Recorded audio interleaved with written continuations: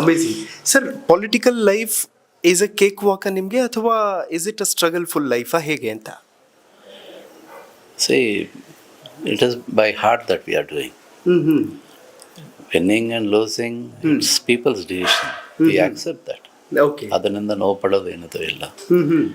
ನಮ್ಮ ನಮ್ಮ ಅಪೋನೆಂಟ್ ಯಾರಿದಾರ, ನಮ್ಮ ಆನಂದ್ ಸಿಂಗ್ ಅವರಾಗಲಿ, ಇನ್ನು ಬೇರೆಯವರಾಗಲಿ, okay. They're all my friends. ಅಷ್ಟೇ ಆಗಲಿ, ಎಲೆಕ್ಷನ್ ತನಕ ಅಷ್ಟೇ ನಮ್ಮದು. ಓಕೆ. ಆಮೇಲೆ ನಾವೆಲ್ಲ ಸ್ನೇಹ, ಯಾವುದೋ ದ್ವೇಷದ ರಾಜಕೀಯ ಇಲ್ಲ ಇಲ್ಲಿ. ಓಕೆ. ಹಾಗಾಗಿ ಇದು ಇವತ್ತಿನಿಂದ ಅಲ್ಲ. ನಾವು ನೋಡ್ದಂಗೆ ಮಕ್ಕಳಿದ್ದಾವಾಗಲಿಂದ ನಮ್ಮ ದೊಡ್ಡಪ್ಪವರು ಮೆಂಬರ್ ಆಫ್ ಪಾರ್ಲಿಮೆಂಟ್ ಇದ್ದಾವಾಗ ಹೌದು, ನಮ್ಮ ತಂದೆಯವರು ಎಲ್ಲ ನೋಡ್ಕೊತಾ ಇದ್ರು ಈ ಕ್ಷೇತ್ರ. ಅವಾಗಿಂದ ನಾವು ನೋಡ್ತಾ ಇದ್ವಿ. ನಾನು ನೋಡಿದಾಗ ಒಂದು 50 ವರ್ಷದಿಂದ ಐ ಆಮ್ ಸೀಯಿಂಗ್ ಇವತ್ತು there is no disturb politics in hospital. ದ್ವೇಷದ ರಾಜಕೀಯ ಆಗಲಿ, ಒಂದೊಬ್ಬರ ಮೇಲೆ ಅಸೂಯೆ ಪಡೋದಾಗಲಿ, ಓಕೆ, ಒಬ್ಬನ ಮೇಲೆ ಅನ್ನೋದಾಗಲಿ, ಮಾತಾಡೋದಾಗಲಿ, ಜನರಿಗೆ ಏನು ಒಳ್ಳೇದಾಗುತ್ತೆ ಆ ಕಾಮೆಂಟ್ಸ್ ಮಾಡ್ತಾರಾಗಲಿ, ಅದು ಬಿಟ್ಟು ಬೇರೆ ಪರ್ಸ್ನಲ್ ಕಾಮೆಂಟ್ಸ್ ಯಾರ ಮೇಲಿಲ್ಲ.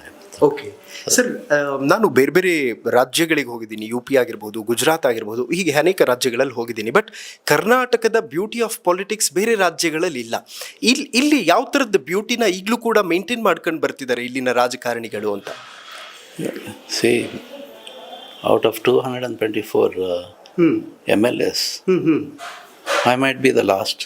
ನಾನು 224 ಹೌದು. ನನಗಿನ್ನ 223 ಜನ they are much better than me.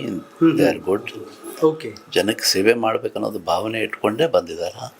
ಹಾಗಾಗಿ ಜನ ಅಂಥವ್ರನ್ನೇ ಆರಿಸ್ತಾರಾಗಲಿ, ಓಕೆ, ಸುಮ್ಮನೆ ಯಾರನ್ನ ಆರಿಸಂಗಿಲ್ಲ. ಜನರು ಅವರಂಥ ಕಲ್ಚರ್ಡ್ ಪೀಪಲ್ ಯಾರಿಲ್ಲ. ನಮ್ಮ ರಾಜ್ಯದ ಜನರನ್ನ ನಾವು ಮೆಚ್ಚಬೇಕಾಗಿದೆ.